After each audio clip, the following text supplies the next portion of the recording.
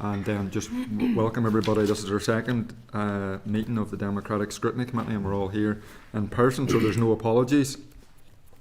Before we move through items that are listed on the agenda, I want to draw members' attention to the notification received yesterday evening of a new act relating to geographical indication protection for craft and industrial products. The relevant papers have been provided to members in hard copy, as well as the email we received. So the EU Commission's position is that the regulation, with the exception of Articles 63 and 64, should be added to Annex 2 of the Windsor Framework.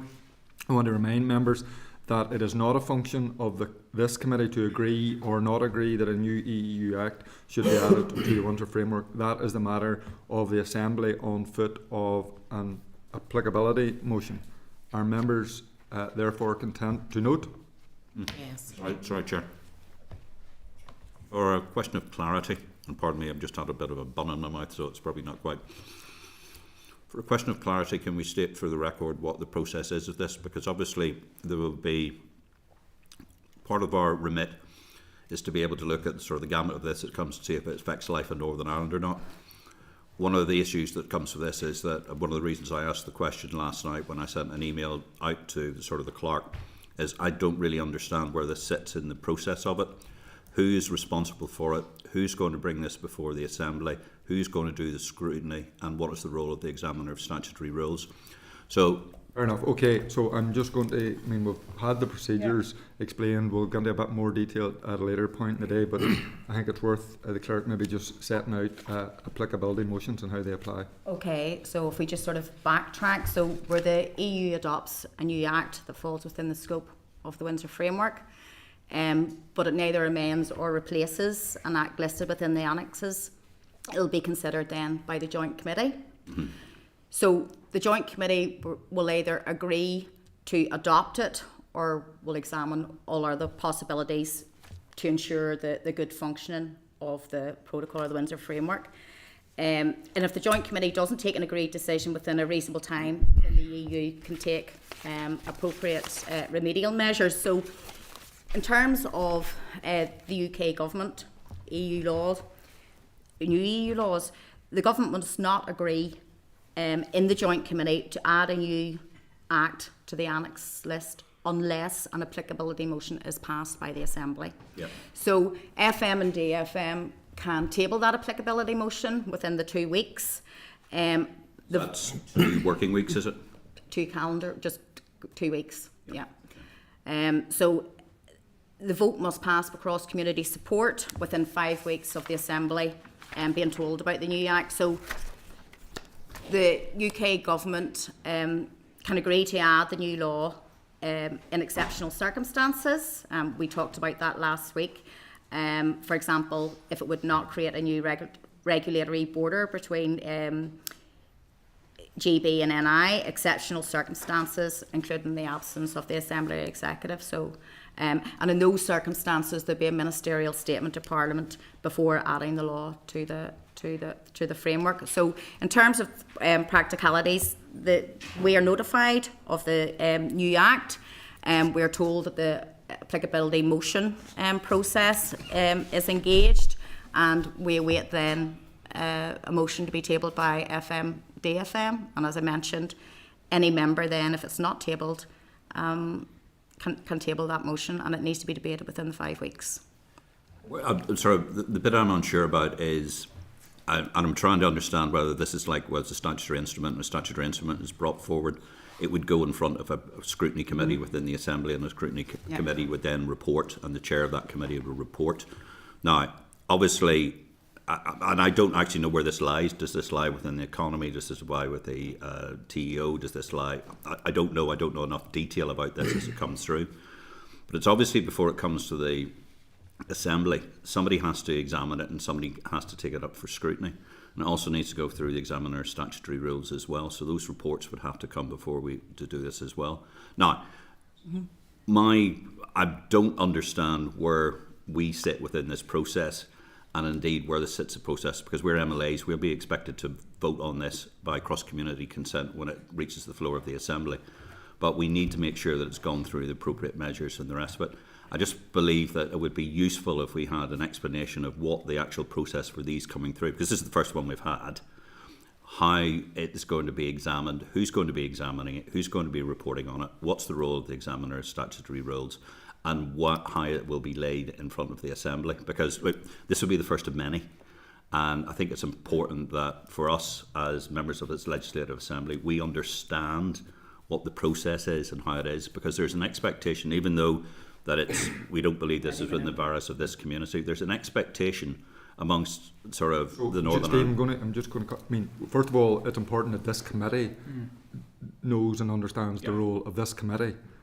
This is not within the remit of this committee, as the clerk has already pointed out. I will allow the clerk a bit of latitude in terms of explaining the role as an MLA. I'm the chair of this committee. We're all here on the basis of that. So, I want to keep the business within this committee primarily to the role that we have and providing our functions. Clerk. Okay, it probably is worthwhile pointing out that this committee, there's no statutory role for any committee at this point to consider this act. That the applicability motion process is engaged. However, if this committee had been in existence when this new act was at proposal stage, it would have been notified to the committee, and the committee could have monitored it, could have carried out an inquiry, and then, although this committee doesn't have a role in agreeing or not agreeing whether it should be added to the protocol, the work that this committee could influence decisions on, of MLAs and the way forward. It's obviously more complicated than I'm going to state it, but we will have three main issues: proposed new EU legislation, as the clerk has indicated, and amended new and proposed EU legislation, and this is none of those three. Okay. So I think that's clear. So are members content just to note the notification? Content. David? We've some concerns with it, but we'll look at the appropriate forum for that when it comes to the Assembly. Perfect, thank you. So noted. Draft minutes then, item number 2. Just refer members to the draft minutes of proceedings at page 5 of your pack. Are members content to agree the draft minutes of the meeting 15th of February? Agreed. Thank you. Matters arising then, just remind members that at our meeting last week, the committee asked the clerk to identify academics who have written on the issue of dual divergence. So three people have been identified: Professor David Finnemore, Lisa Claire Whitten, and hopefully I pronounce this correctly, Joel Rayland. Are members content to invite those three to provide a joint briefing at the committee on the 29th? Through the chair. Did I not mention Katie Hayward? You did, Yeah, I mentioned Katie Hayward. I think that was very informally. Yeah, it was like, Katie will come or something like that. All right, I think there was an assumption perhaps, but maybe Katie wasn't available. Or Somebody had mentioned that Katie wasn't actually here or wasn't available. She was working in Brussels. But if you like, if the Sure. I think the discretion was given to the committee to go away and look at who the appropriate people were and bring them back. I'm content if that process has been followed. Yeah. I think we need to be. And if we need, we'll have the meeting next week. In the light of that, if there's any other issues, we can continue this process. So just again, reminding members that at last week's meeting, the committee agreed its induction plan, and one of the items included in the plan was consideration of a programme of educational visits and meetings to assist the committee in carrying out its function. So the clerk is working with the EU Affairs Manager to develop this programme and will be brought back to the committee for consideration in due course. Okay, so just moving on then to item 4. This is where we do begin the work of the committee in terms of its function. So if we refer members to page 15 of the meeting pack, this is our first notification received by the committee, and it relates to a proposed replacement EU Act. So the proposal aims to grant equivalence with EU requirements for seed of fodder plants produced in the Republic of Moldova and officially certified by its authorities, and for seed of beet, sunflower and swede rape produced in Ukraine and officially certified by its authorities. So this will make it possible to import seed of these species from Moldova and Ukraine into the EU. So, can I ask that members are content that, in line with the agreed procedures from last week, legal advice and an initial departmental assessment of the impact are requested to assist us in making a decision on whether to monitor the proposal? Great. Okay, and then obviously the committee will consider whether to monitor the proposal in due course once that information is received. Item number 5, the role of the Executive Office in assisting the Windsor Framework Democratic Scrutiny Committee. So we have Executive Office officials here to brief on their role in supporting the committee in carrying out its statutory functions. Just to remind the officials and also us when it comes to your questions, any questions should not stray into other matters. We have a specific rule and we want to keep to that. So if I could maybe just call forward, we have with us Tom Reid, Deputy Secretary, Intergovernment and International Relations, Anthony Miller, Director, Post-EU Exit Coordination Group. They're both attending in person, and hopefully we have Aidan Connolly, Director of the Office of the Executive in Brussels, who is joining us via Zoom. Can I ask? Just waiting on confirmation, Brock. Okay. So just a short delay. Will we see Aidan in this? We will. Yep. Oh, yes. Yeah. They can hear. Aidan, can you hear us? I can, yes, thank you. Okay, thank you. So, I just want to welcome all of the officials to the committee, and I'm just not sure if among yourselves you have agreed a running order in terms of the briefing, so I'm going to hand it over to yourselves. Well, thanks very much, Chair. I'll provide a brief, few introductory remarks, and then we're happy enough to take questions after that across yourselves. So the first thing is, obviously, good morning, and thanks very much for the invitation to come along and brief the committee today. It's very much looking forward to that. My name is Tom Reid. I'm Deputy Secretary for Intergovernmental and International Relations in the Executive Office. And with me I have Anthony Miller, who's the Director of Post-EU Exit Coordination Group in TEO. And obviously Aidan is also joining on video, and Aidan is the Director of the Office of the Northern Ireland Executive in Brussels. And today the aim is really to provide you with an overview and an opportunity to explore the role of TEO as we understand it in supporting the work of the committee. Between myself, Anthony and Aidan, we'll be happy to provide you with further details or clarify any points as best we can in the course of any follow-up questions that there might be. I think I do really want to start by acknowledging the collaboration upon which TEO's preparations for the advent of additional Assembly scrutiny introduced by the Windsor Framework has been built. I think we owe several Northern Ireland Executive Departments and the Assembly Services our gratitudes for what has been a very constructive and collegiate engagement. Not always easy, but certainly very constructive. Now, TEO's function with regard to new and replacement EU measures that apply, subject to the conditions that are set out under Articles 13.3a and 13.4 of the Windsor Framework, is primarily one of coordination across NICs. And that fundamentally informs our approach, as we understand it, to assisting the committee with its work. In line with that, our intention is that we would act as a single point of contact for the committee, as and when it commences requesting information from departments about new or replacement EU measures. And it's our intention that that would save some time and effort for all involved and allow for a more consistent and efficient process than might otherwise be the case. Now, we acknowledge there will be challenges, not least in the fact that the timelines for departments returning requested material to the committee, and obviously refer specifically to the 5-day hard deadline for a decision on whether or not to hold an inquiry into published replacement EU measures. And timely provision of information from departments is going to be critical.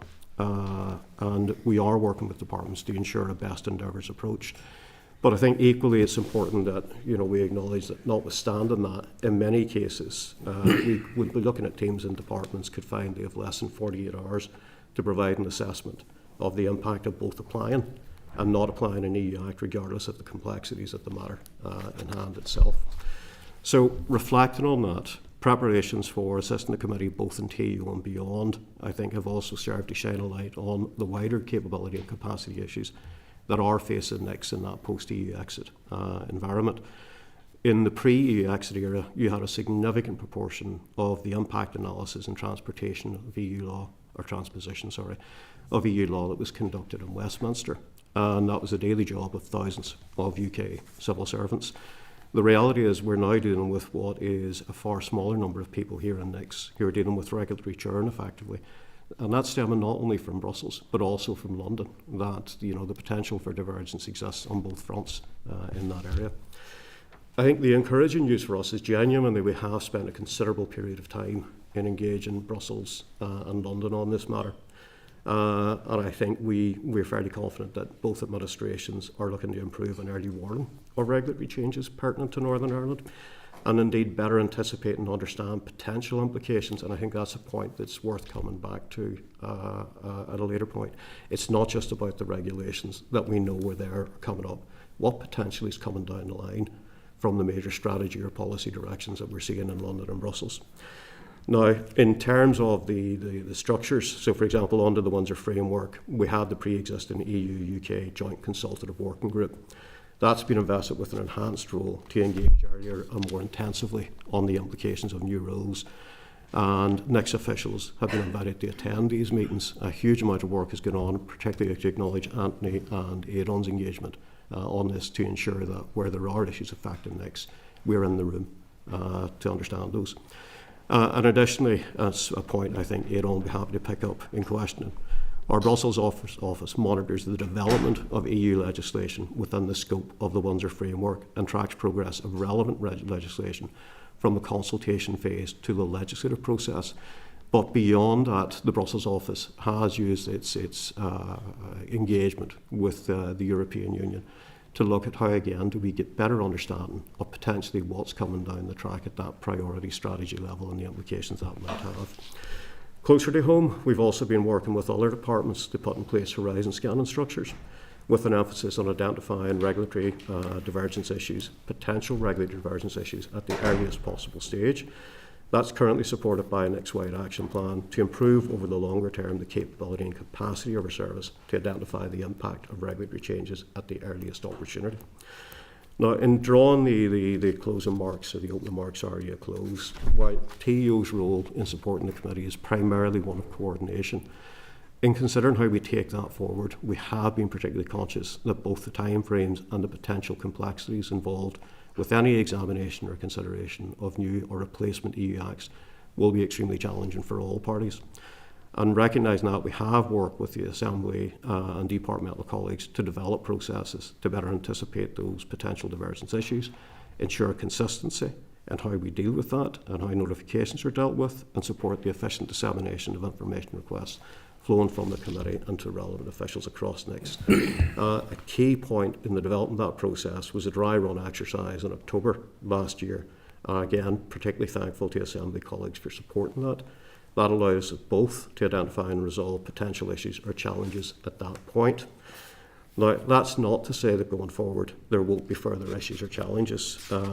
That's why we've established an interdepartmental working group, which aims to provide a structured forum for us across NICS to consider the issues, support the ongoing refinement and development of the processes, in addition to sharing updates and best practice. And obviously we would look as part of that as to how we engage our Assembly colleagues in that too. So I'm going to close, Chair, by just once again thanking you for your time. I hope the opening remarks have been helpful and reflect our commitment to working constructively with the committee and our departmental colleagues as you undertake this important new role. Okay, thank you. So just to indicate if you have a question, I'm just going to ask one. Tom, you towards the end you talked about tracking. I mean, that's most definitely going to be an issue for both the Assembly and for departments. Are there any plans to increase resources in terms of that issue? I think there's a wider challenge here which goes back to the point about the fact we no longer have thousands of UK government officials, for example, looking at regulations and what's happening in Europe. We've spent a lot of time working both with London and with Brussels to make sure that in taking forward their major strategy and regulatory programmes, they're starting to build on an assessment of what does that mean for the Windsor framework, what does that mean for Northern Ireland itself. I think, Chair, the best example I can give in this before passing over to Aidan and then Anthony to follow up is my first involvement in European law regulations was back about 2010, 2012, and it was in relation to transport, sustainable transport. And we had a huge challenge which came at us from effectively out of the blue in terms of the Department for Regional Development being aware at the time. It had actually come from the Barroso presidency's focus on how do you respond to the economic downturn, how do you rebuild a competitive Europe, and as part of that, the major focus was on sustainable, efficient transport networks. Made perfect sense in a European context, moving your freight onto rail, for example. A Northern Ireland context, applying a polluter pays concept, focusing on moving freight off HGVs onto rail, would have had huge implications for the cost of doing business in Northern Ireland and accessing Europe. So at that point, we start to intervene. What we've been trying to do in our approach is build an awareness that that's where you need to be starting to look at the potential for divergences right up at the start of a programme and the strategy. What are the priorities? What potentially does that mean?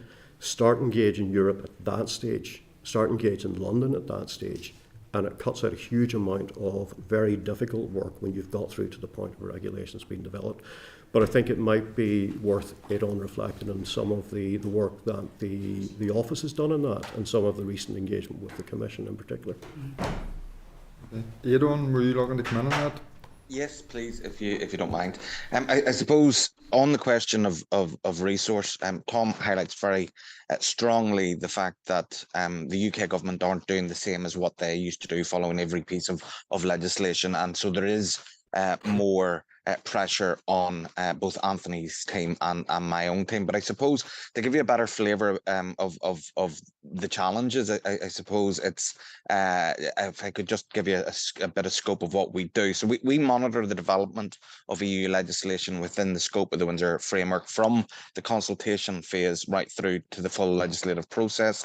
That allows us to keep departments updated and informed of any developments in their area. We have 3 of our own policy officers who cover distinct areas: energy and sustainability, research, economy and EU programmes, and social affairs and justice. And those policy officers are responsible for the monitoring of legislation. Additionally, given the huge amount of legislation that relates to sanitary and phytosanitary SPS issues, we also have a dedicated DERA official who is embedded in the office. Now, what we do for departments is we use sources such as the annual Commission Work Programme, the Programmes of Presidency for the Council of the EU, as well as information that we gather from our networks and our contacts, which I have to emphasize is hugely important. It's not just the hard diplomacy, it's not just that the official level stuff, it's the networking and those contacts and networks that are hugely important. So we use those to alert departmental policy leads of developments and legislation within the scope of the Windsor framework. We monitor consultations, calls for evidence on legislation that is listed in the annexes of the Windsor framework, and we gather those using both public sources as well as informally from representatives of the EU institutions and other stakeholders. Now, what we also did this year, last year in November, is we organised a European Commission work programme seminar, and that was attended by members of civic society. It was attended by members of the business community, but it was attended by over 60 members of NICs to make sure that they were fully informed. We now have a guarantee, and we've been working on it for quite a while. We now have a guarantee that is going to be a set piece, that we will have that work programme seminar from the Commission, which is we're very grateful for, and took quite a lot of work to get. We share any of this information with our policy leads and next to keep them aware. And once the EU provides notification that the European Commission has adopted a legislative procedure, that then is tracked through to departmental policy leads through our EU legislation information tracking service, ULITS, which Anthony can talk more of. So in short, we do a lot. We work very hard not only to provide information, but also to provide a way of networking and contact with both the EU and the UK government in Brussels. As far as resources concerned, we could always do with a little more. Absolutely. Jonathan? Thank you, Chair. So first question obviously to Tom, and you've noted on it, Chair, in terms of appropriate resource to ensure the quick flow of information. Obviously it's going to be, given the timescales associated with the committee and need for quick turnaround, that's something that concerns me, particularly whenever I look at other similar style committees in the House of Commons who are continually corresponding to say about the huge delays there is in getting information to them. So that would note concern as to, well, what processes do we have in place, particularly if a decision is time imminent. What red light procedures there is to ensure that this committee can be appropriated with the appropriate information. So you talk about a dry run. What issues were flagged up in the dry run? I think if you're happy enough, Jonathan, what I'll do is pass to Anthony on this one. Thank you. And just wanted to echo Tom's sentiments in terms of being grateful for the collaboration with Assembly Services in that dry run, which did allow us to sort of have a look under the bonnet at what would this look like in practice before we all formally convened. So I think it's fair to say that it shone a bit of a light on those key themes that Tom ran through around capability and capacity more broadly within NICS. That's not to say that the NICS doesn't have lots of capable people, but it's about expertise in particular areas that is available at very short notice on anything and everything that the EU may look to legislate on at any given point in a Commission's 5-year work programme cycle. It did, I think, emphasise that coordination is something, a value add that the TEO can bring, which is it would be better for all if the committee didn't have to sort of go out in a sort of scattergun kind of way across all departments trying to track someone down. So we thought there was a niche role, if you like, which we could happily occupy, and hopefully that works for the committee as well. We think it will save a little bit of time.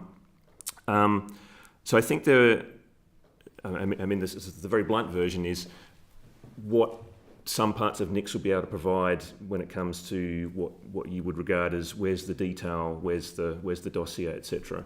That kind of content is not necessarily available now, and generating it is certainly going to take longer than, say, the 48-hour turnaround.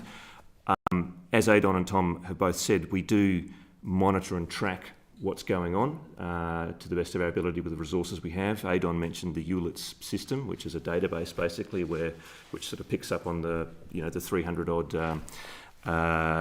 legislative elements of the original protocol. So we have a record, and information comes in, we match it up against that. But really tracking and monitoring in an intelligent way is part of the equation, and part of where you need to be putting a resource. The other half is, what are you doing with that data?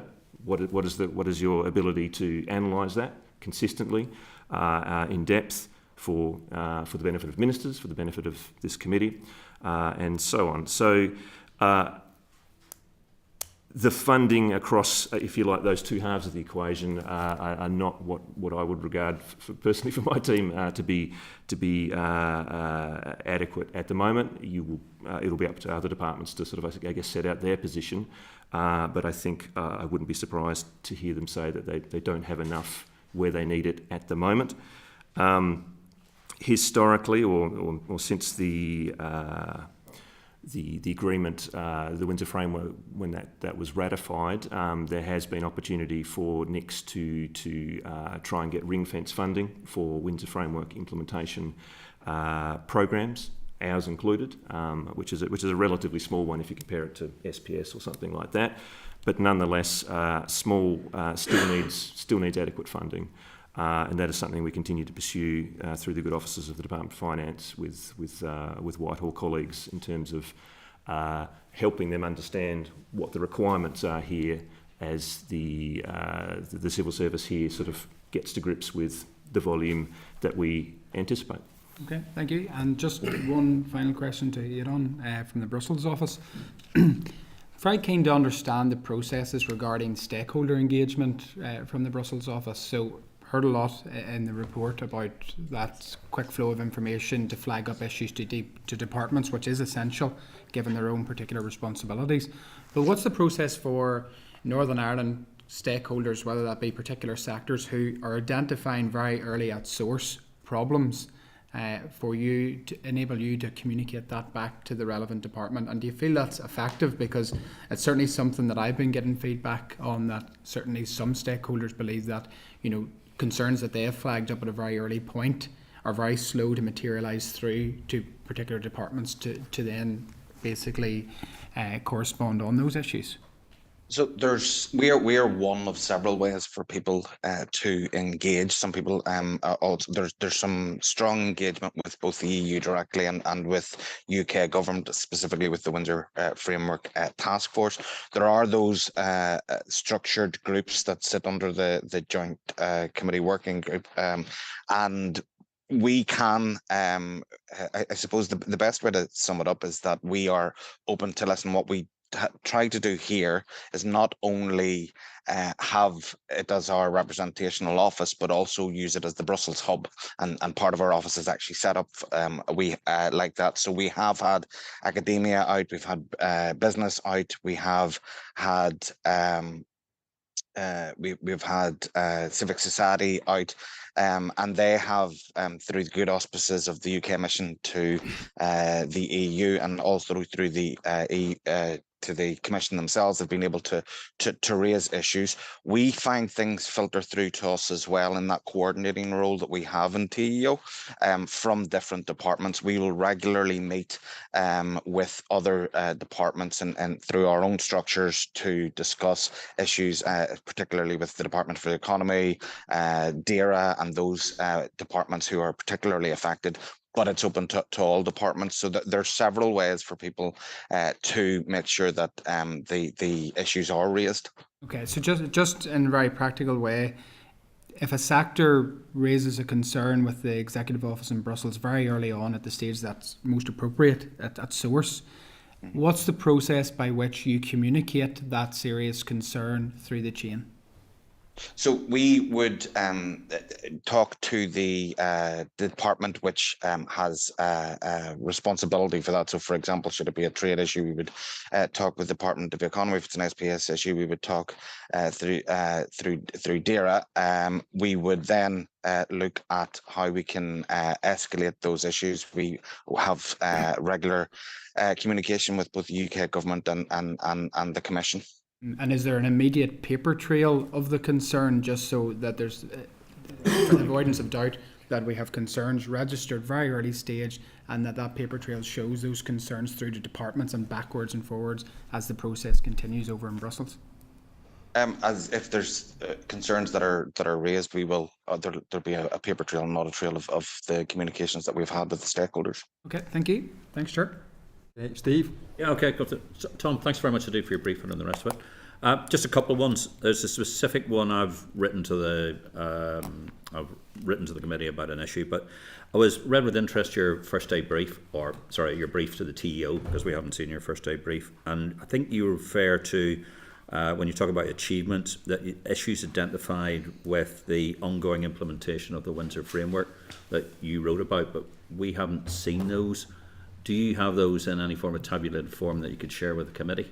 I think, Steve, that's probably going back to the engagement we had around sort of protocol stroke, the Windsor Framework, and some of the issues which were coming up, which I think goes back in some way onto the previous conversation about issues which were being raised with stakeholders.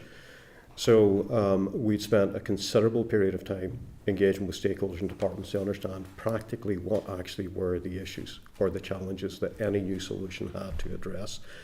And I think that's where the work of the Brussels office, working very closely with the UK mission and the Commission, was very useful in providing a format or a forum that allowed us then to take those issues and push those through. I would have to go back to the department and look at the whether or not there is something there that could be shared, given that this was effectively was to feed into a UK negotiation with the Commission at the time. So, I mean, the theme that I've got coming through this conversation is, I mean, you've had 2 and a bit years now to prepare for this, or even longer, to get to this point. I mean, we as MLAs are now, like week 2, and our level of knowing and understanding is fairly limited. Even the sort of kind of stuff we've done ourselves, we're not anywhere near up to speed enough, but we're the ones who have to make the decisions.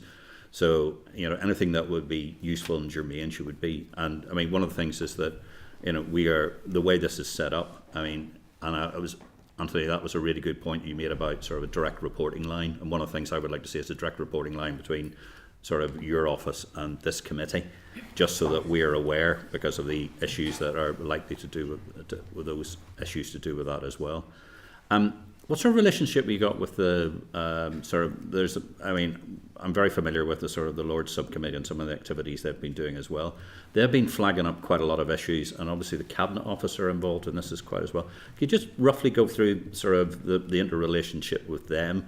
And, Aidan, quite rightly, Aidan and I have known each other for donkey's years, declaration of interest, for lots and lots.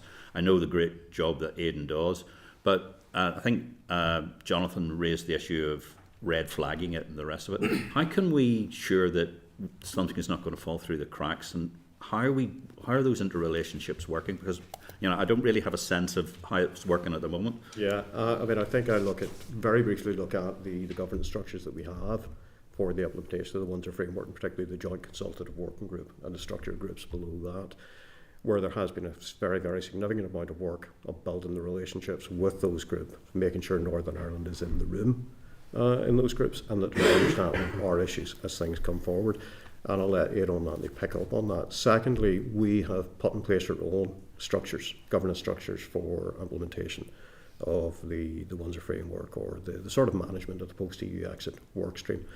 That includes a programme board, a permanent secretary level. Below that, we have a senior users group at grade 3/grade 5 level that meets on a monthly basis. We also have Whitehall structures that we sit on. I think that's a fortnightly basis. Yeah. Those meetings take place. That all provides a very formal mechanism to sort of share issues as they're coming up and understand those issues.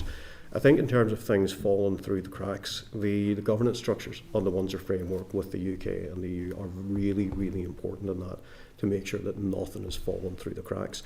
The briefing session that Aidan referred to with the Commission on the work programme, the annual briefing session, I think it's important to highlight that this is something the Commission do not do for anyone else. It's solely for ourselves. We have also been engaged in Dublin colleagues who provide, I think it's a twice yearly briefing on the priorities of any incoming presidency. And again, that's really, really useful, because you get a lot of intelligence back from that as to what are the underlying politics or priorities that are driving that agenda and what might they mean.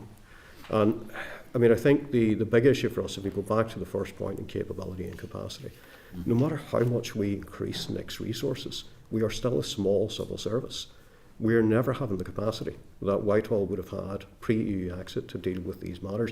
So it's really, really important for us that we are working with Whitehall, we are working with Brussels to make sure that their machines are building in the capacity and the focus that needs to be there to make sure things aren't falling through the cracks.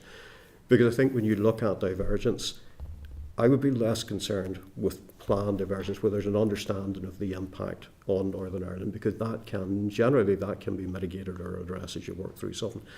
It's the unintended divergence, because someone simply hasn't picked up in a piece of regulation or a piece of policy over here that actually there is an impact. And to address that, a huge part of that is building an understanding of our circumstances here. And we hear the same thing within our own kind of administration. I used to, for example, be responsible for policy in small rural parts of the north, Northern Ireland. And there was a general perception sometimes that policymakers in Belfast didn't necessarily understand the issues. You'll see that right across the board. So part of it is making sure they do understand the issues, they do understand the context here. Just two small questions. One of the ones is obviously when there's sort of correspondence was the issue about organic eggs. So one of the things that all MLAs are very shortly going to be very aware of is that the Ulster Farmers Union are going to be ramping up very quickly on those sort of questions to be able to do that. Now, if the process had been followed as we'd been going through, that should have potentially been flagged up at some stage, yet we're sort of reaching according to the Lord subcommittee, but we have insufficient knowledge because we haven't been fully briefed on it, the rest of it, but here is a potential cliff edge and here's a potential problem. So again, just one of the things that I think we really need to put a marker down is that, and I think as Jonathan's let out, we need to have a readily recognised red flag route that this committee is made aware of very quickly if there's going to be a problem, because no matter whatever people think our virus is for various bits of legislation, people will think that this committee's been set up here to act as the point of contact for it, and quite frankly we will be bombarded and we will be that point of contact. So that's that point.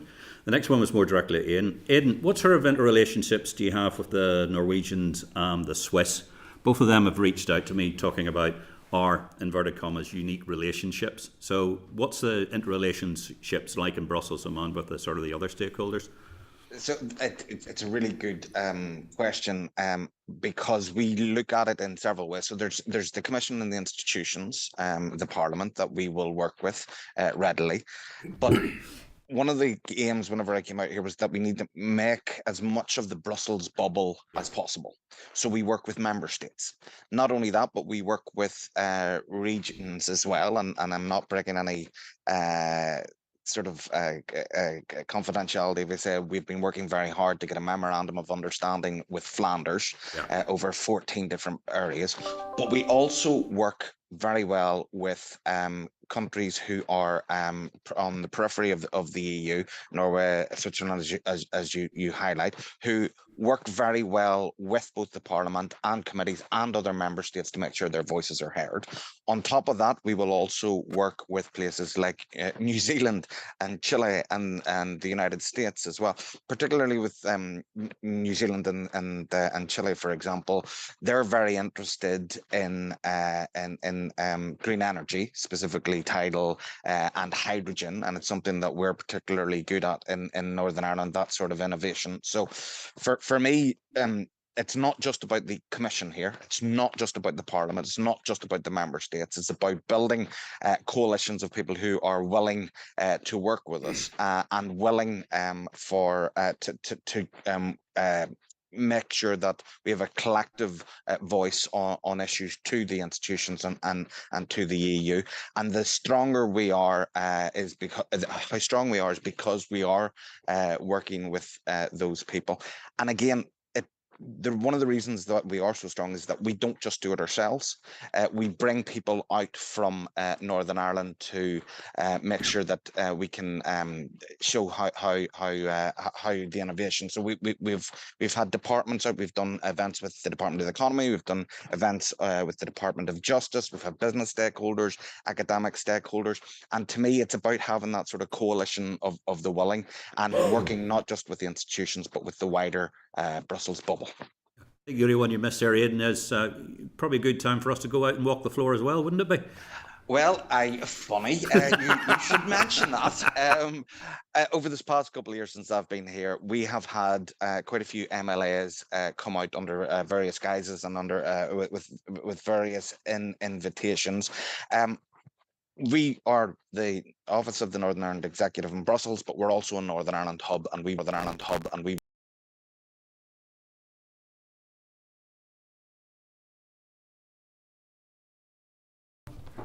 Thanks very much, Chair. It's again questions for Aidan. Aidan, you've taken Jonathan through the process whereby an issue is raised with you by a stakeholder. In circumstances where you discover in your course of following legislation through from the consultation stage to the point at which it's an act, could you talk us through the process that you follow at the point from which you discover there's a red flag or there's a potential issue? Could you talk us through what your next moves are? And also, could you tell us from past experience thus far, how quickly have you been identifying potential issues? Well, we so it's not a one-way street. Things are brought to us, and things are brought to us by the departments. People get in touch with the home departments. As far as things that are monitored, as I said, we have 3 policy officers and then who are TEO and then a DEAR officer as well. They will flag those with the relevant department, with the relevant officials within that department, and then we will work to have a response or to be able to flag it with both the UKG in the first instance, and then with the Commission where appropriate. I can, if I can provide a written answer where I can show the step-by-step approach, might be better than trying to work through everything at the moment. Yeah, actually, I think that would be really helpful, just for us to understand, I suppose. And the other issue is then, in terms of the things that you've been monitoring thus far, how quickly have you been identifying when there's a potential problem? I suppose that's a hard question, because when we know about it, we know about it.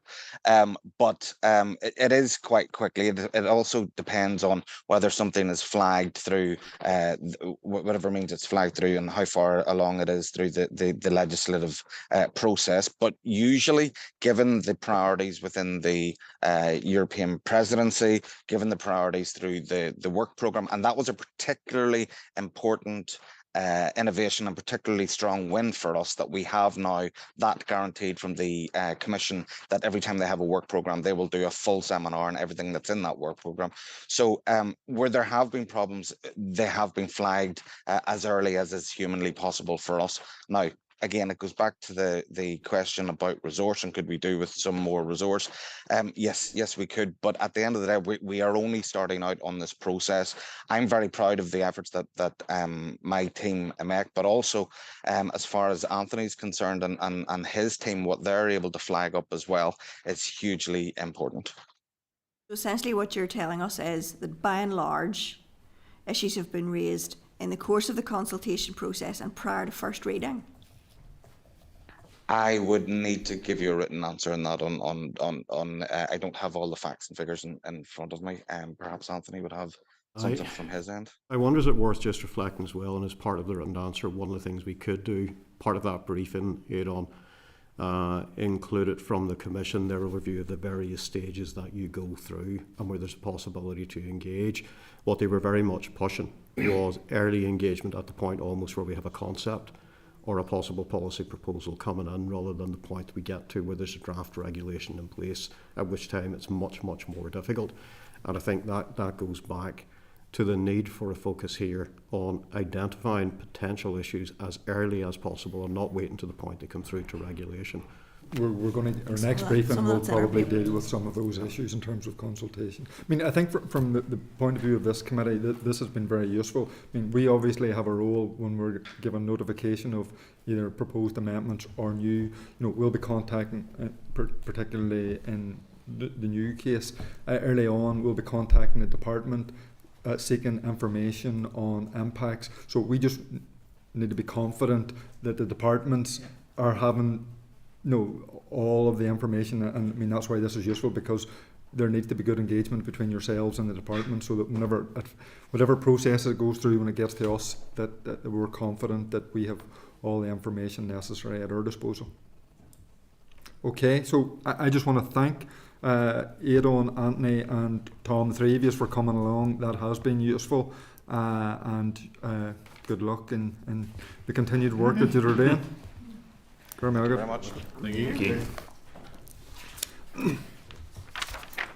So, members, we're just moving on to item number 6, the role of the Assembly Research and Information Service in assisting ourselves here in the Democratic Scrutiny Committee.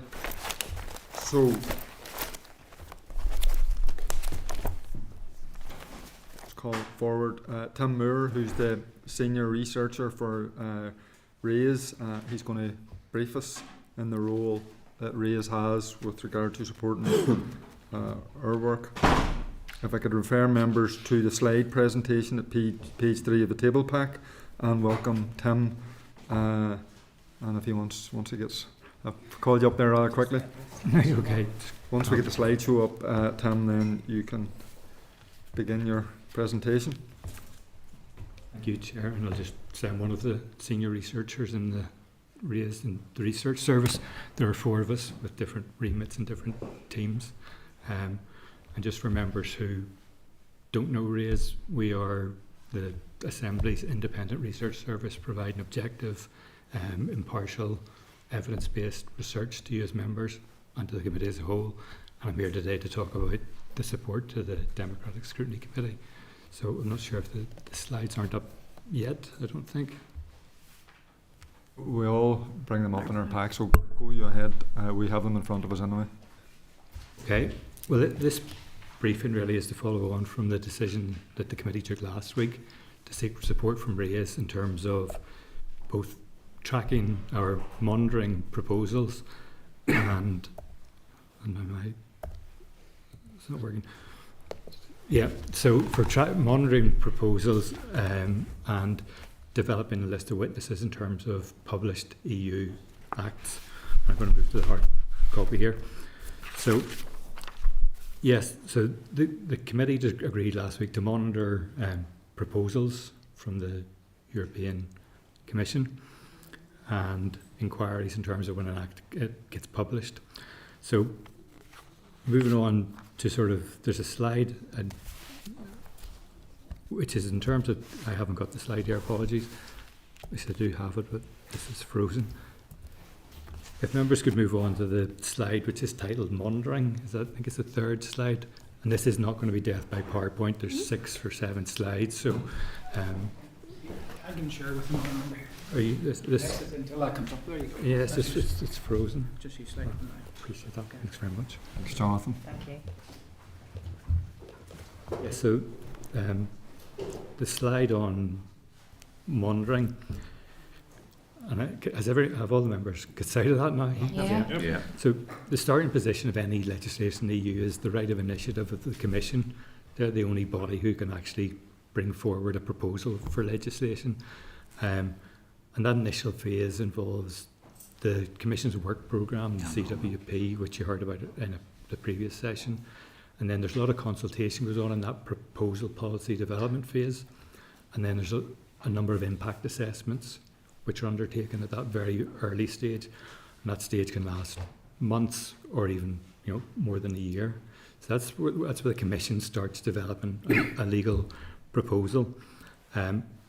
For over a decade, RAISE has analysed the Commission's work programme. It comes out at the end of the year, usually up in November, round about then, to identify forthcoming proposals which are of relevance to the statutory committees. Obviously, this committee wasn't in existence, so we have been doing that for a number of years.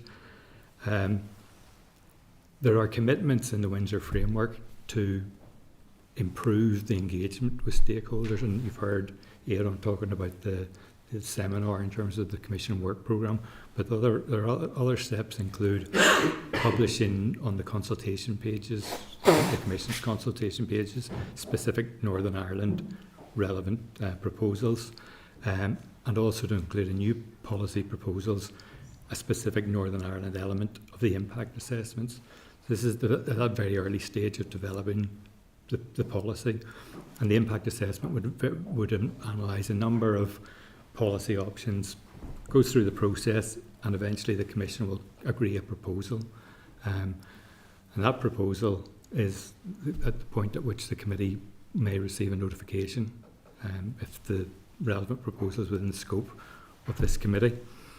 And the committee agreed last week that for some of those, where there was a Commission proposal which goes to the Parliament and the Council and the national parliaments, that RAISE would track those proposals, and that's on your slide. And then, so that we would track that from the proposal stage where it's transmitted to the Parliament and the Council, through to the adoption by the Parliament, usually the Parliament first, then the Council, and then publication in the official journal, which is the second point at which this committee will likely receive a notification of a published EU Act. So that's the broad, stages through which we would, once you got a proposal, where we would track. And to look in a bit more detail at the legislative procedure, and I'm not going to go into this in any real detail because it is complex. But most legislation, in fact, I would say the vast majority of legislation this committee will get notifications about, will go through what's called the ordinary legislative procedure. And for those of us who are old enough, that used to be called co-decision. So the European Parliament and the Council of Ministers, the ministers from the member states, they have to jointly agree any legislation. Now, there's very, very few pieces of legislation go through in anything other than what's called the ordinary legislative procedure. There are 3 possible readings, which vary between the Parliament going first and then the Council coming in, or vice versa. The 3rd reading disappeared quite a while back. Things get sorted out before that. And 2nd reading, again, very unusual. Usually things get sorted out very early in the 2nd reading process. So really what we're talking about when we're talking about tracking the legislation is the 1st reading stage. So I have the next slide goes into what you could expect us to see during that tracking stage. So it's the key events slide, which is, the next one. And again, it starts from the Commission proposal, goes to the European Council and goes to the Parliament. What's presented there is sort of a linear line, but it's not always linear. There's a few loops in the system. you're you know how to legislate, so you know what happens. And particularly in the EU context, where you have interinstitutional negotiations, different positions, it is complex. But as a simple version of what the tracking process would look like, you go from the Commission's proposal, goes to the Parliament and the Council, and in the Parliament, most of the work will be done in a European Parliament committee. They'll appoint a RAC committee, and then they'll appoint a rapporteur, and the rapporteur will go away, conduct a lot of evidence taking or engagement with specialists, and they will draft a report, and that report will then go to the committee. The committee will vote on the report. If it's agreed by the committee, it will then go to the European Parliament plenary, and they will vote on it. Talking about the loop, it can go back to the committee, or it can go forward, or it can go into institutional trilogues. So that's the Commission, the Council and the Parliament engaging on the piece of legislation. And then for the 1st reading, it's the European Parliament gets the first say to say, yeah, we're going to adopt our position. And it then goes to the Council of Ministers to then say, right, we'll adopt it. If they both adopt it, it's then published in the official journal, and that's another point at which the committee will get a notification. So those are the events that, if we were tracking legislation for the committee, we would be highlighting some of those key points where something happens, and letting you know. I know we have to write out quarterly reports, and then ad hoc when something important happens. Now, I think that would be almost for the committee to decide, a natural trigger to ask the executive office and the officials in Brussels, something's reached a different stage. Is it significant? Is there something we should know about? Because they're on the ground, they have the contacts, they have the sort of the micro knowledge in terms of what's going on. So we would certainly highlight all these events, and of course, if there's anything else we can do beyond that, we're happy to use the specialists in the service to provide any briefing that we could add to that. But as I say, some of these will be micro issues, and to go through the committee amendments, if you're on the ground in Brussels and talking to people, you're probably going to get a better idea of what are important for Northern Ireland. So that is the tracking. That's the first strand of what we were asked to do last week by the committee. And I'll just quickly then go on to the 2nd strand, which relates to committee inquiries. So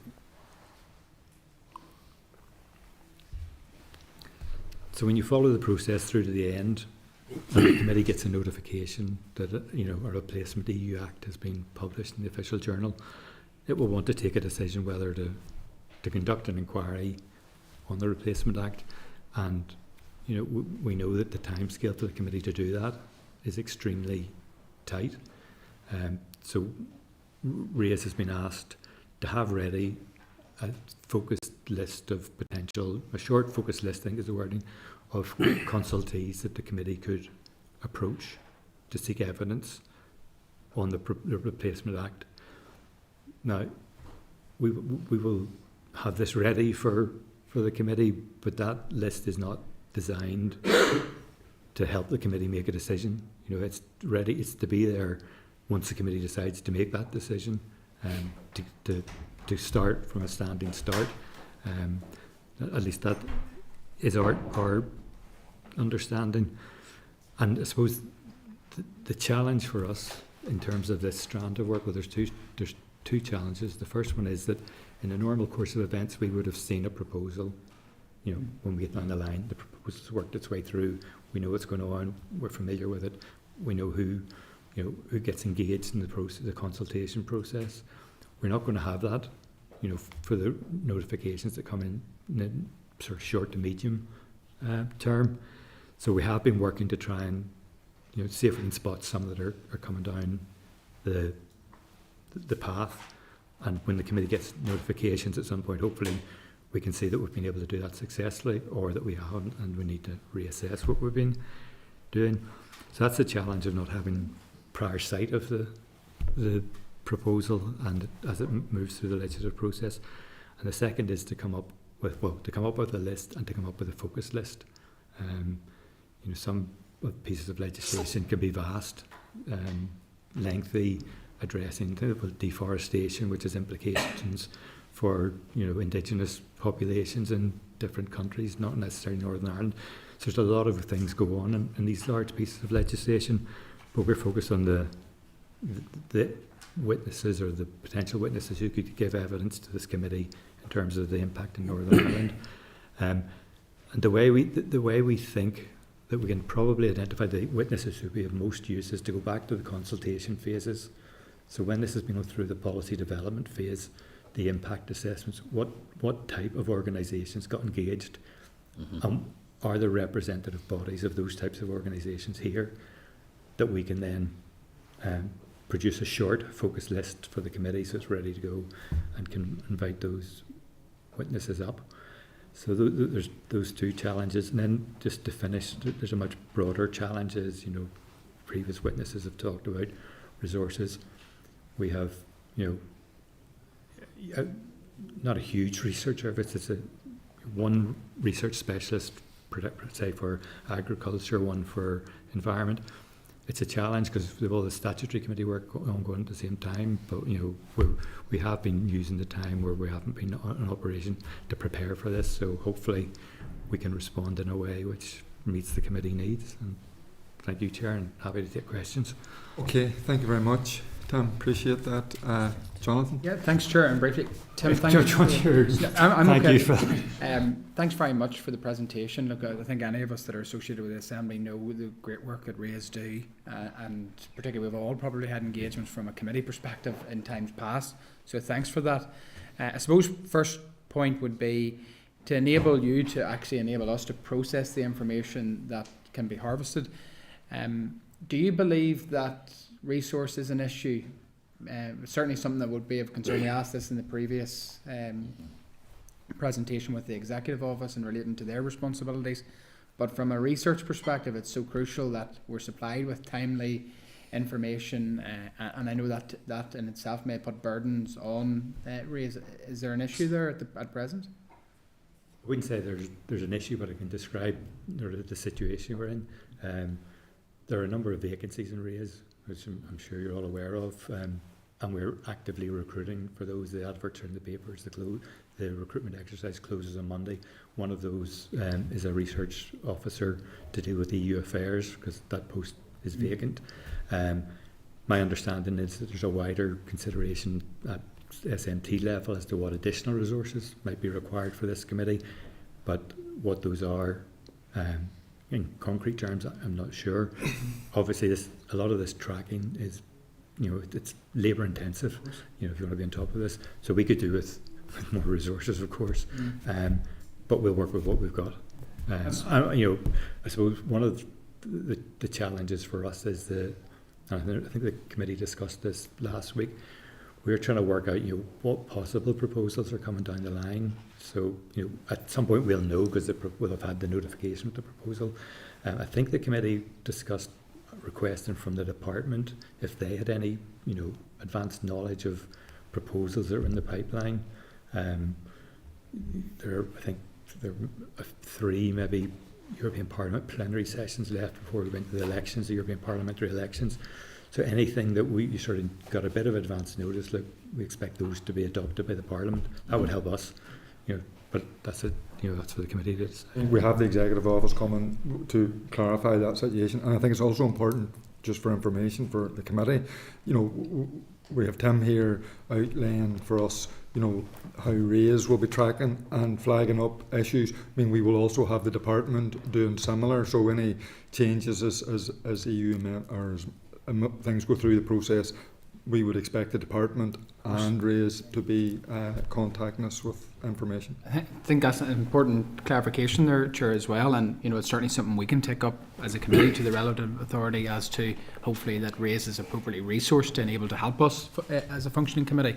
So probably on the key events on the ordinary legislative procedure, you've outlined on a key points in which probably monitoring report. Is there a rough sort of timeline between each stage in your experience, having dealt with this over a long period of time? And the other point would be, one of the vital aspects of the committee is, and something we're all very conscious of, that we don't want to miss anything in relation to time critical information relevant to Northern Ireland stakeholders or issues being flagged up at as early a point as possible.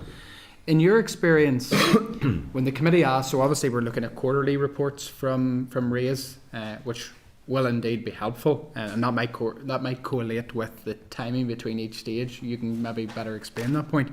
But as was raised by my colleague Joanne last week, where appropriate and quicker information is needed, that can be provided. But in your opinion, how best should this committee go about structuring itself in relation to requests for information to ensure that they're given it in a timely manner? Very good question.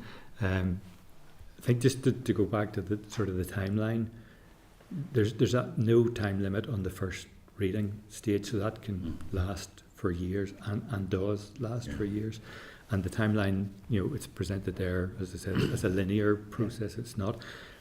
And it can go sort of slow, or quite slow, very slow, and then quick, towards the end, where the interinstitutional negotiations they're getting towards an agreement, and then the pace speeds up. And of course, at the moment, we're seeing a lot of that because it's going to be the end of the mandate. So they're working hard to get legislation through. I think what the committee have agreed, a quarterly update. And then, by exception, if there's something within the quarter for something that you've asked us to track, to bring that to the committee's attention. And I think the next stage for the committee then immediately to seek input from the Executive Office, either through the Brussels office or their own team here. That's helpful. I just think it would be useful when the RAISE paper quarterly reports, or if something needs to be brought forward, that there is a summary of key aspects relating to Northern Ireland at every key juncture, just so that the committee's kept abreast of that. And finally, in relation to, you talk about the end of the EU mandate and therefore a lot coming at us quick in terms of notifications, what is the horizon scanning looking like in terms of what could potentially be coming in a very short space of time? I'm going to go back to the point, because you mentioned resources in your previous question, and that sort of analysing the Northern Ireland impact of the legislation. That is very, very, very challenging for the service with the resources we've got. But that's with the Executive Office. Have that. Well, and they also have the departmental knowledge in terms of say it's agriculture or environment. A department there, but we will do what we can.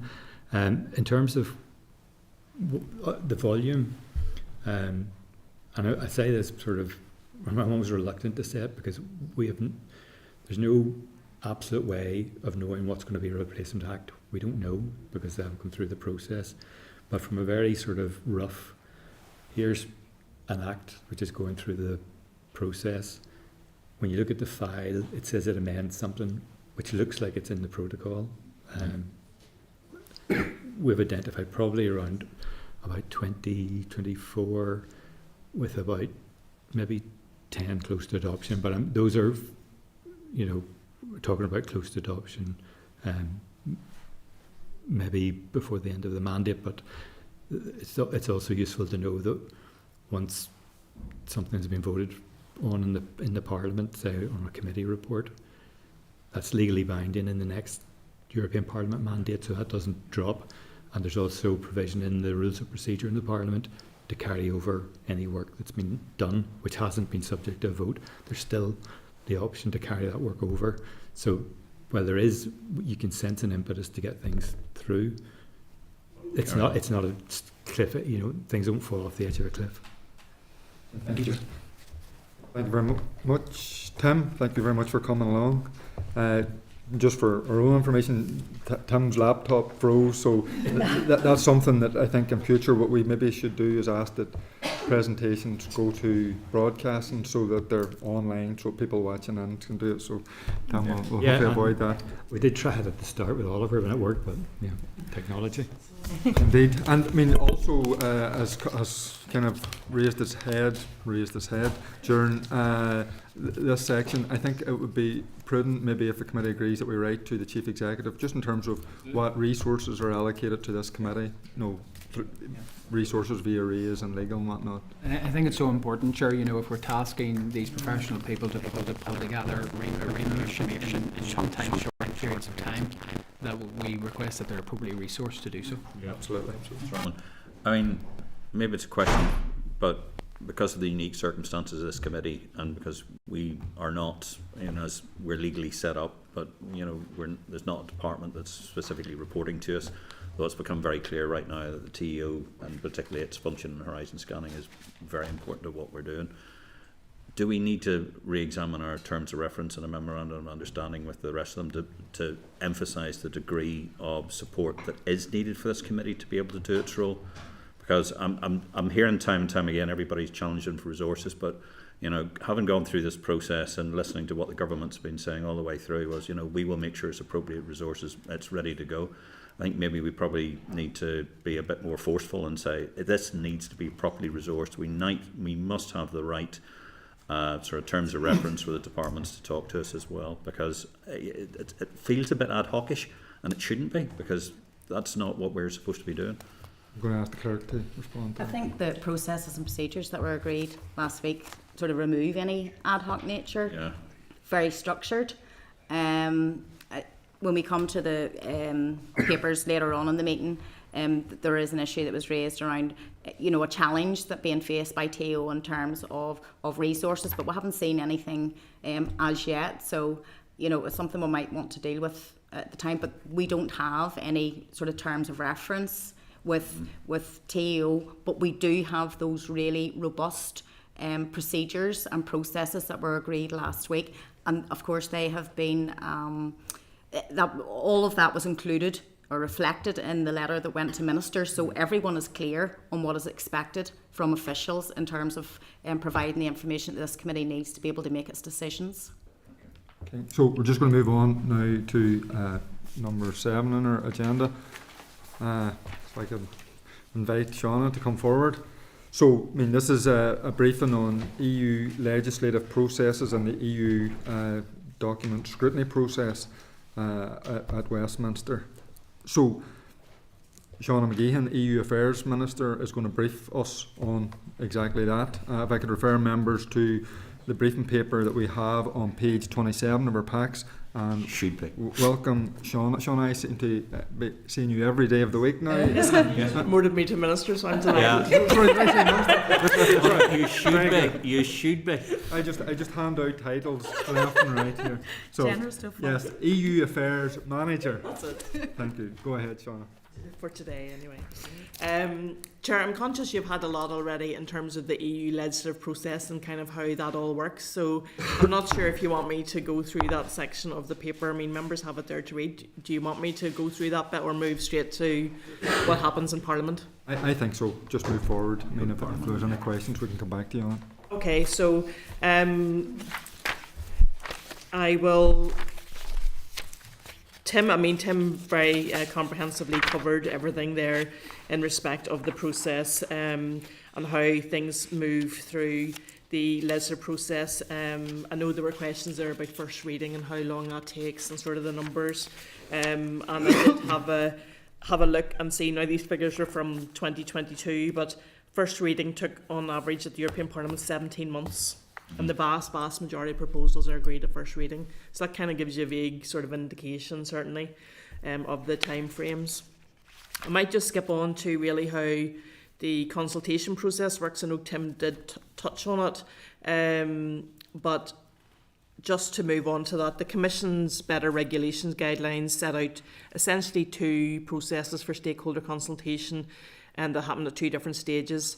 So stage one is a call for evidence, and so this is what the Commission will launch. It's that green paper stage, so it's not a legislative proposal at that stage. It's really a general idea of, you know, a policy direction, and they're looking for stakeholder input on that. And the Commission used that call for evidence to define the scope of what the policy should be or evaluate an existing policy. It asks for ideas around how objectives could be met and how they could be tackled, and these are all published on the Commission's Have Your Say web portal. You can search for them by policy area, by date, etc. Obviously open to the public, and that is generally open for 12 weeks.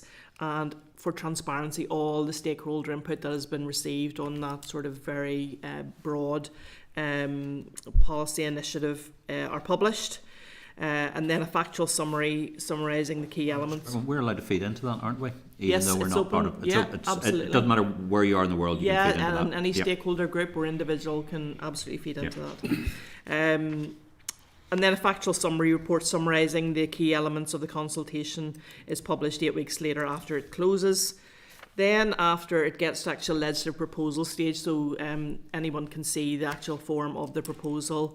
Ideally, that's meant to obviously take into account what was received in the earlier consultation stage. The Commission will launch stakeholder feedback, as that period is called, and that generally runs while the Parliament and the Council are doing their deliberations on the proposal. So the idea is that the stakeholders are feeding back on the legislative proposal, and the Parliament and Council, who are also deliberating, are taking account of what is happening in terms of that stakeholder feedback as well. That feedback is collected and then summarised to the Commission and presented to the Parliament and the Council formally, and then that feeds into the legislative debates at the various stages then that happened. And members will also recall, as part of the Windsor framework, the UK Government and the EU did agree to establish regular engagement with Northern Ireland stakeholders. Tim had mentioned the Commission Work Programme, and that's going to be a hook for the Commission to engage with, it says, intensified engagement with Northern Ireland stakeholders on the Commission Work Programme. And again, as Tim mentioned, they're going to include a specific section in legislative impact assessments talking about the views of Northern Ireland stakeholders. So that will just give you a bit more of a flavour maybe of how any group or individual can feed into the legislative process at Parliament. So Chair, if you're happy, then any questions on the EU side, or I can move on to what happens in Parliament. I think we'll take the whole presentation. Okay. And then we'll take questions at the end. Yeah, sure. So as Tim said, the various stages move through in the Parliament, and the ordinary legislative procedure is the main way in which the legislative process moves. And as Tim mentioned, the Commission is the only body with the right of initiative, and the Council and the European Parliament essentially tack back and forward on their various opinions on what the Commission's proposal is.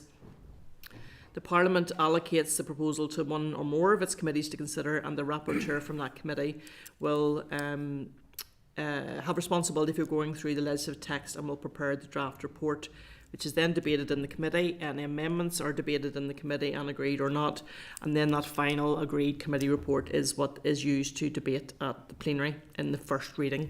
And as I say, that first reading generally takes around 18 months, and the vast majority will be agreed at the end of that first reading. While Parliament is doing its consideration in committee, the Council will be working on its own position, and they'll work towards political agreement among the various member states. And that happens essentially at 3 levels. So there's Coreper 1, Coreper 2, and then the Council. So it's essentially deputy ambassadors, member states. So that's the 3 sort of tiers of how the Council works. And that's where all the political discussions will take place. And that is happening, as I say, parallel to the Parliament's own process. And the trialogues then are where the Council, the Parliament and the Commission can get together informally to help them reach agreement. There's no rule on what is discussed in trialogues, so it's very much an informal, confidential process and can be used to reach agreement, especially on more political and potentially controversial items. So in terms of, as I say, at first reading, vast majority will be agreed at first reading, and that's when you'll then see your regulation or your directive or the legislative instrument actually come out of that. And then there are a number of stages so that you can go to second reading, again where there's dispute between the Council and the Parliament. It can go then, if it doesn't pass, the second reading goes to conciliation. And conciliation is if the Council doesn't approve of the Parliament's amendments at second reading, then an equal number of Parliament and Council will get together and again try and agree on a text that would be acceptable to both sides. It then can go to third reading, and if a legislative resolution isn't reached at that point, then the Parliament and the Council can't reach a compromise, the proposal isn't adopted, and that's the end of the line essentially. So that is a very quick run through of the EU's process, and as I mentioned, the chance for stakeholders feedback. There's those two sort of options in terms of the public consultation and then a stakeholder feedback on the actual legislative proposal. So, Chair, in terms of moving on to the European scrutiny system in Parliament, so the scrutiny system in the House of Commons and House of Lords is what they call document-based scrutiny. The government must formally deposit a European document in Parliament within 2 working days of its arrival at the Foreign, Commonwealth and Development Office. So deposit essentially means that it's submitted to the House of Commons European Scrutiny Committee and the House of Lords European Affairs Committee, and is also then laid in the vote office for any member to see. Once that document has been laid, the government then must publish submit an explanatory memorandum within 10 working days of depositing the document. So once the EU document is in Parliament, the government has 10 working days to produce the explanatory memorandum. And it's essentially the government's written evidence to Parliament about what the EU document is, what changes it proposes, and any other matters that are relevant. It summarises the EU document and the government's policy position on it, and in preparation of that EM, the government consults with the devolved administrations to seek an input into any specific views from the devolved administrations on that particular EU document. And in theory, then, if a proposal, obviously they're getting these at proposal stage, so we know proposal in theory at the end of the line could be different. So if it is substantially amended through that legislative process at the EU level, the government must submit a supplementary explanatory memorandum taking account of any changes. So in the House of Commons, the European Scrutiny Committee carries out the scrutiny of EU documents. It's a cross-party select committee, currently with 15 members, where the chair is elected by committee members. And their main role is to assess all EU documents, including policy proposals and draft legislation placed before Parliament by government. At the end of the post-Brexit transition period, the government re-examined their method of working with the parliamentary scrutiny committees and agreed that they would continue to submit documents relating to the Windsor framework, including proposals for EU legislation that could potentially take effect in Northern Ireland, and any EU Council decisions that are being prepared for the joint committee. The House of Commons Committee will then look at those documents and consider their political and legal importance and any availability of information relating to it. It can refer documents for debate in the European Committee or the Chamber, but the last time a debate was held was actually before Brexit, so it's not a regular occurrence. The European Scrutiny Committee in the Commons has the power to require a select committee to provide an opinion on a particular element, but there are obviously also informal links and officials between various committees, and members will discuss any EU-related issues. The committee can also consider the views of organisations and individuals outside of Parliament, and the committee will look at the significance of the particular document and decide whether it warrants further scrutiny. The committee will report on all documents that are politically and legally important, and that political importance may be around the sensitivity of the subject, any financial implications, or any likely impact on the UK. Legal importance might be about the legal base of the document, difficulties in drafting, or the impact on existing law. That House of Commons Committee meets once a week, and it does publish its decisions on EU documents every other week. So if you look at the report, you'll see they maybe had 15 documents and they've reported on 3 or 4 of them. So those reports are available.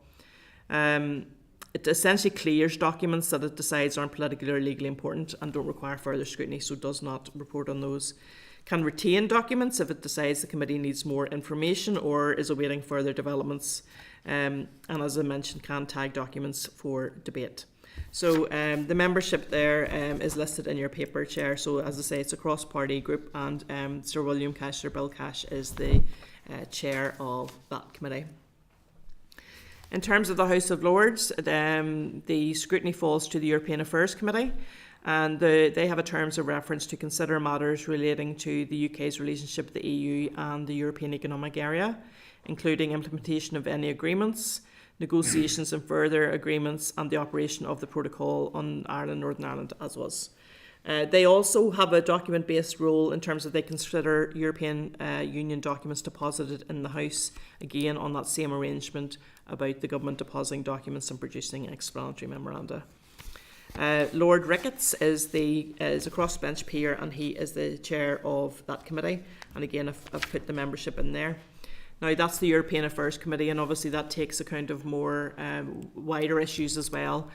So in recognition of what they describe as the political sensitivity and technical complexity of the protocol, the House of Lords Liaison Committee recommended that the EU Affairs Committee and the Lords should have a standalone subcommittee, and that subcommittee is tasked with scrutiny of the protocol. And it considers all matters relating to the protocol, including scrutinising EU legislation that applies to Northern Ireland, the protocol's overall socio-economic and political impact on Northern Ireland, and interparliamentary dialogue, notably with the Northern Ireland Assembly. So this is their own terms of reference. And in November 2023, that subcommittee was renamed the Subcommittee on the Windsor Framework. Its membership and remit didn't change, so it was purely a name change. And that subcommittee of the House of Lords Committee is chaired by a crossbench peer, Lord Jay. Baroness O'Lone, Baroness Ritchie, Lord Empey and Lord Dodds are all members of that subcommittee as well. So that's a gallop through that, Chair. So that really is just to sort of give you an idea of how, when you're getting an EM, which obviously the Secretary of State wrote to the Speaker saying that this committee was going to receive the same information as went to Parliament. So it was just to give you sort of the context for that. So happy to take any questions. Sean, that was very, very useful. Appreciate that. Just one thing, I might have picked you up wrong just when you were talking about Westminster having the ability to refer items to the EU Parliament for debate. Is that something that still exists? It refers to Parliament itself, so to the Commons for debate, not to the European Parliament. I did pick that wrong. So then, just in terms of public stakeholder consultations, given this committee's role, I mean, do we meet that criteria of to be classed as a stakeholder? And then secondly, do other parliamentary EU scrutiny bodies routinely feed into consultations on issues relevant to here? Take your second question first. No, they don't. So they generally don't. I mean, there are obviously informal and engagements through the likes of the Parliamentary Partnership Assembly between the European Parliament and the Westminster Parliament. So issues can be raised that way, but they don't routinely feed into individual consultations on individual legislative proposals. In terms of whether this committee is a stakeholder, I mean, nobody has said you are or you aren't, so I guess it's within the committee's gift to decide if they wish to contribute to any consultation or call for evidence that's happening at a European level. I mean, obviously you can also have interparliamentary relations with any European Parliament committee that was looking at a particular proposal, obviously when you're following it from proposal stage rather than published stage. So those avenues are all obviously open to you and open to any other stakeholder or interest group or community group, you know, as well. Thank you. David? Yes, thanks, Chair.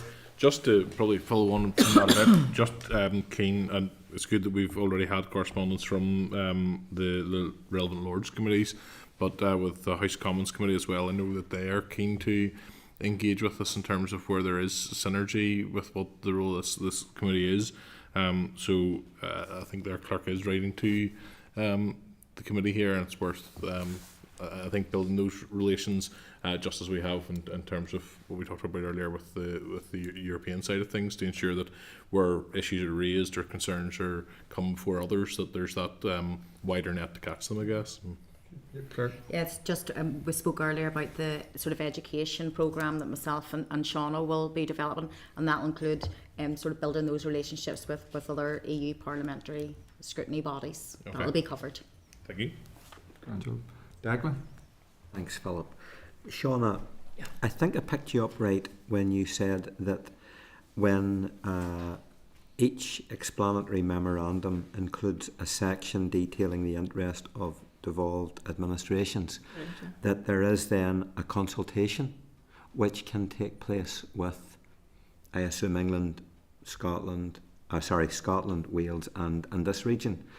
If that's the case, who's involved? What format does that take? So whenever the government are preparing the explanatory memorandum, they'll reach out to the respective department of it. So DERA, for example, and DERA will give an input. I mean, to be fair, if you ever look at an explanatory memorandum, it's the explanatory memorandum themselves are quite brief, and the commentary within from the devolved administrations is generally quite brief. At that stage, obviously, you would hope that if DERA or whoever the respective executive department are putting in a view to UK government, that it would reflect any stakeholder feedback that they have or particular interests that have been raised at that stage. So that's really where is the chance for an executive department to reflect any specific concerns that they're aware of from their own work and their own consultation with their own stakeholders. The EM itself is never put out for consultation. It's really the government's evidence to Parliament on what they think the status of the document is and how it could potentially impact. So they're very much relying on the devolves, but I don't think I'm speaking out of turn to say because of the 10-day turnaround for the EM, you know, devolved administrations are obviously not getting 10 days, they're getting a shorter period within that to make their response. So I'm sure that's challenging enough for them too. Are you cited on that in real time or retrospectively? I would only see, or we would only see EMs once they're published. Yeah. Okay. Yeah, I think that's anybody that's indicated. So, Shauna, thank you again. No doubt I'll probably see you twice next week. Be careful what you wish for. Okay, I'm just going to move on then to item number 8, correspondence. So, just beginning, I want to refer members to, I'm going to call him in this instance, Mr. Steve Aiken's letter dated the 20th of February, and that's at page 11 of your pack. And before I address the issues raised in the letter, I just want to make some general points in relation to the work of this committee, which I understand is new, and it's new to us all, and it's new to the public, and it's new to everybody out there. But I do think it's important that once again we kind of put down where the boundaries lie in relation to the work of this and statutory committee. So the Windsor Framework Democratic Scrutiny Regulations 2024 give the Assembly a very specific statutory task in relation to the application of EU law as it develops. The mechanisms in the regulations, i.e. storm and break and applicability motions, can only be used to disapply future EU law.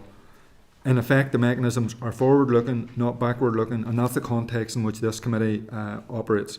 So as we discussed last week, that is reflected in the wording of the letters that this committee agreed to issue to ministers and MLAs. I would encourage people to read that again, and if there's anybody watching with an interest in the work of this committee, I would encourage them to read that as well, because that very clearly and succinctly articulates our role and the examination and consideration of proposed new EU acts and proposed and published replacement EU acts, and how that rests with this committee. Whereas implementation issues, i.e. post-legislation, rest with the relevant statutory committees. Statutory committees will consider, or will continue to consider, EU exit-related issues that fall within the functions of their department. And as we discussed last week, this might include engagement on policy development and the scrutiny of the implementation of EU acts. So, for example, I was in the Economy Committee yesterday. We discussed a number of issues that are as a result of Brexit and the implementation of policy. the Erasmus scheme, the electronic travel authorisation and the loss of EU funding. And I imagine if members are on other statutory committees, DAERA in particular, there will be a raft of those type of implementation issues. So it's important for us to recognise the functions of statutory committees and that we don't interfere in those. So I'm now going to turn to the points raised in Mr. Aiken's letter. Dr. Aiken. Sorry? Dr. Aiken. I'm now going to point to the issues raised in Dr. Aiken's letter. He talks about the remit of this committee and expresses a view that it could be open to interpretation. Also mentioned is the role of the committee as an arbiter of whether there is an impact on the everyday life of constituents. This committee's remit is clear. Its purpose is to assist with the observation and implementation of Article 13.3a and Article 13.4 of the Windsor Framework, and all of its functions fall under that purpose. Article 13.3a of the Windsor Framework provides, in specific circumstances, for the British Government, at the request of 30 MLAs from at least two parties, to prevent the application of certain updated EU laws which would otherwise apply automatically in the North under the Windsor Framework, i.e. the Stormont Break. And Article 13.4 of the Windsor Framework allows the British Government to prevent a new EU law which falls within the scope of the Windsor Framework from being added to the list of EU laws that apply here under the framework. This refers to applicability motions. Under the regulations, the committee doesn't have an arbitration role.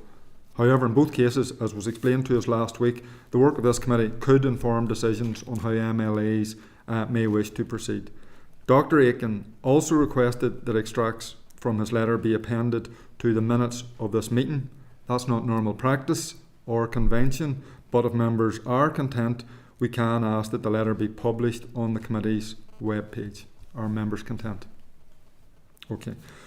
Dr. Aiken also mentions that this committee should have a central rather than a peripheral role in representing and deciding the interests of our electorate. In relation to the point around members of this committee having the central role in representing and deciding the interests of their elected, I just want to highlight that this committee doesn't have a role in making decisions on whether to request should be made to pull the brake or whether an applicability motion should be passed, and has already been addressed how these mechanisms are operated. So again, I just want to highlight that this committee's role is to examine and consider proposed new EU acts and proposed and published replacement EU acts. In that context, it will engage with civil society to seek views, and those views will inform any committee position reached. Dr. Aiken wants the Intergovernmental and Internal Relations Director of the Executive Office to have a direct reporting responsibility to this committee. Reference issued identified with the ongoing implementation of the Windsor Framework, and believes also that there should be opportunities to question the relevant TEO Minister on the floor of the Assembly. The 1998 Act provides for the establishment of statutory committees to advise and assist each Minister on the formulation of policy with respect to matters within their responsibilities as a Minister, and confers certain powers therefore onto those committees. The TEO does not have a direct reporting responsibility to this committee. Where appropriate, of course, officials are willing to brief the committee, as they have done so today. In relation to opportunities to question the relevant Executive Office Ministers on the floor of the Assembly, all members have the opportunity to question Ministers via written or oral questions. Dr. Aiken also refers to the work of Westminster EU scrutiny bodies and the importance of engagement, and points out that they have been engaged on matters that have an impact on people here. As mentioned previously, under matters arising, the Clerk and the EU Affairs Manager will draw up a programme for engagement, and that will be brought to the committee for consideration in due course, and this will obviously include engagement with other parliamentary EU scrutiny bodies. Again, I think it's important to point out that the committee's role is looking at impact in relation to proposed new EU acts and proposed and published replacement EU acts. It's not a function of this committee to consider impacts on everyday life with regard to implementation post-legislation. That is a matter for departments and statutory committees. So I'm now going to move to dealing with the correspondence, the other correspondence in the pack that was referred to by Dr. Aiken in his letter, and propose actions that are appropriate given the context of what has just been outlined, in line with the approach that this committee agreed last week in dealing with correspondence on issues outside the committee's remit. So if I could refer members to page 42 of the pack, this is a copy of a letter from the House of Lords European Affairs Subcommittee on the Windsor Framework to the Minister of State for Food, Farming and Fisheries, and it refers to a proposed regulation on plants obtained by certain new genomic techniques and their food and feed, and amending regulation is EU 2017-625. So this proposal amends that regulation, which applies here under the Windsor Framework and would apply here if adopted. So this is within the committee's remit, and I expect that it will be covered and included, in the Executive Office briefing to this committee on the 7th of March, which will cover proposals already in the EU legislative system, as was requested last week by Dr. Aiken. Are members content that the clerk contacts the Executive Office to confirm that it will be included in the briefing? Thank you.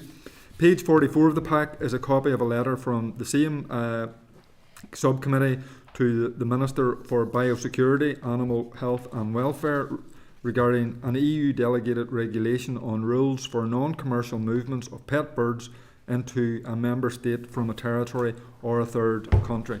The regulation was made under Regulation EU 576/2013 on the non-commercial movement of pet animals. So this regulation applies here under the Windsor Framework.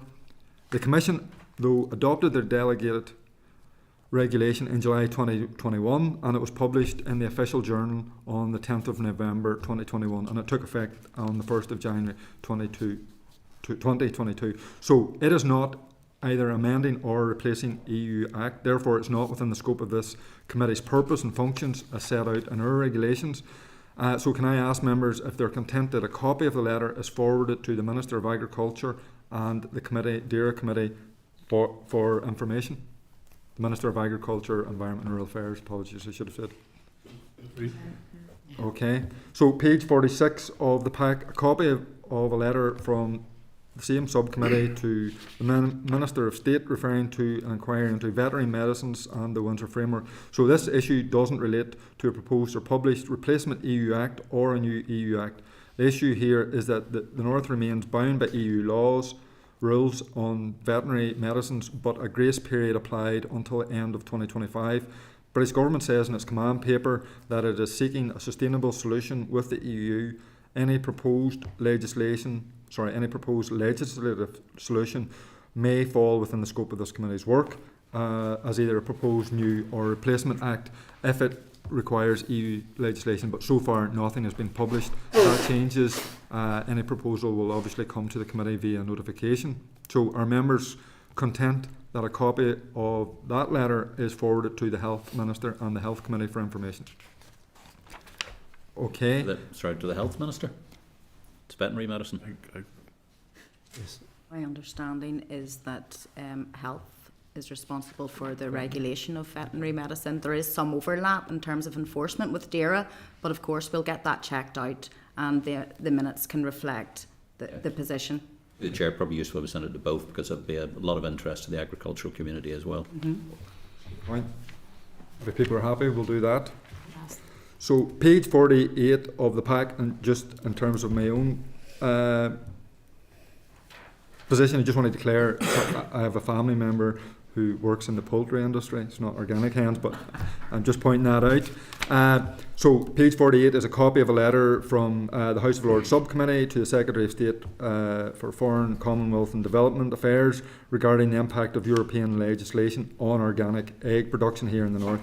So this regulation, EU 2018-848, on organic production and labelling of organic products applies here under the Windsor Framework. The regulation entered into force the 1st of January 2022.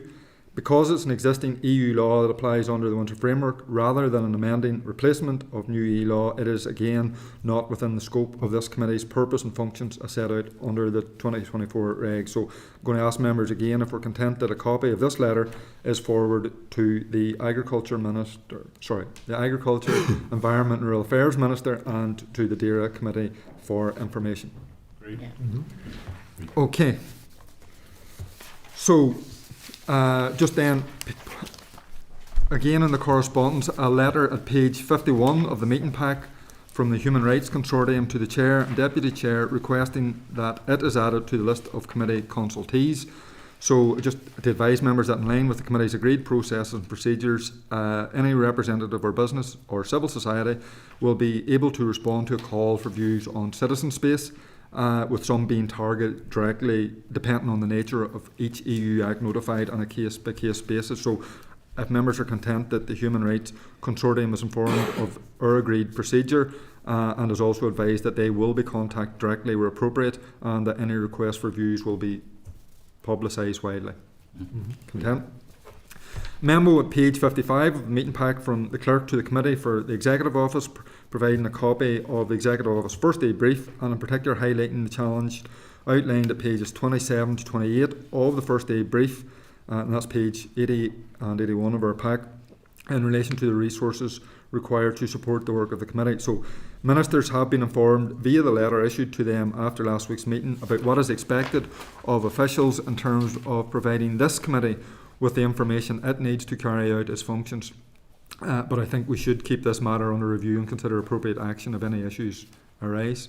If members are content to note at this stage and return to the matter should any issues arise. Okay, item number 9, any other business? So do any member have any other business? No.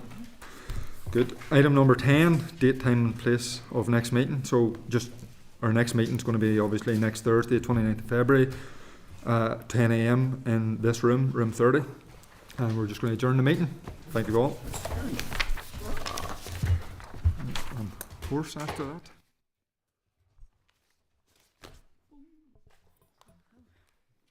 Is their way off air?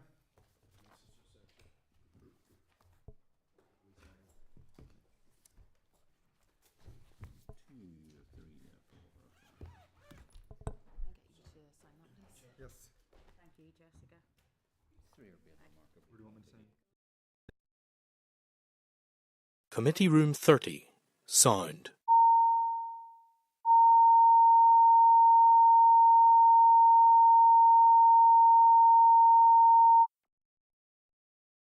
Committee Room 30. Sound.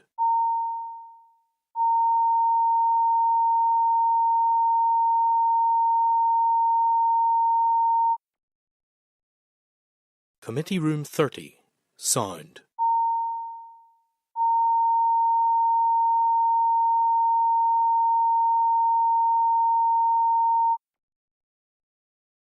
Committee Room 30. Sound.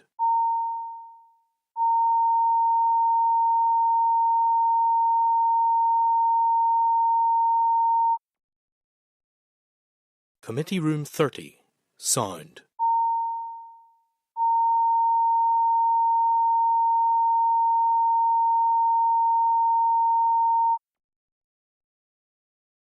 Room 30. Sound.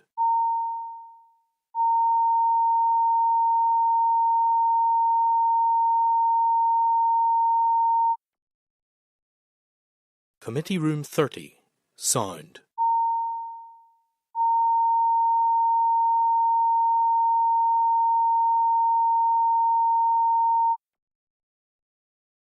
Committee Room 30. Sound.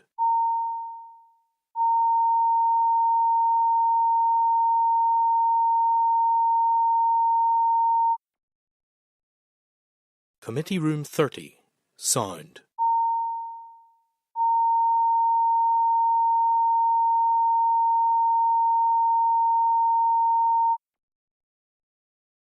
Committee Room 30. Sound.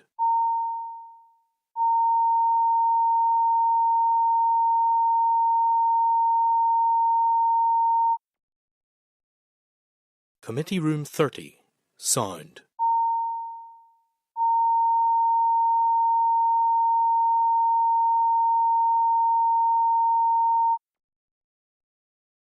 Committee Room 30. Sound.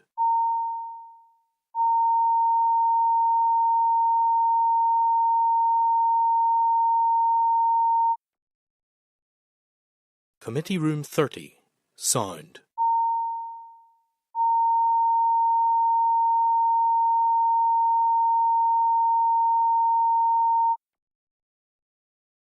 Committee Room 30. Sound.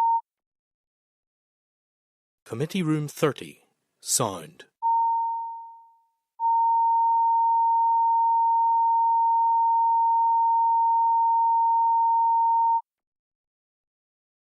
Committee Room 30. Sound.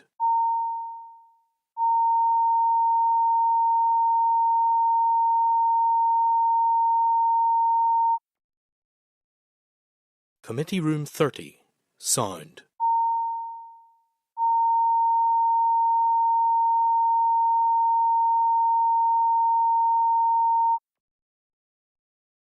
Committee Room 30. Sound.